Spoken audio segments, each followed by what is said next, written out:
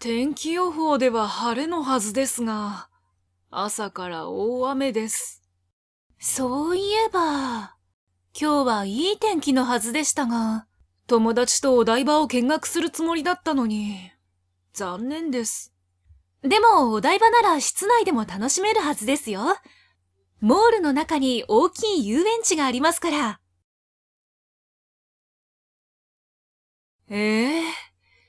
天気予報では晴れのはずですが、朝から大雨です。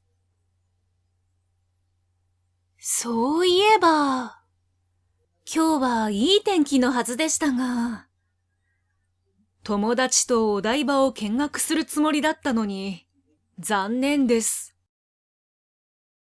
でも、お台場なら室内でも楽しめるはずですよ。モールの中に大きい遊園地がありますから。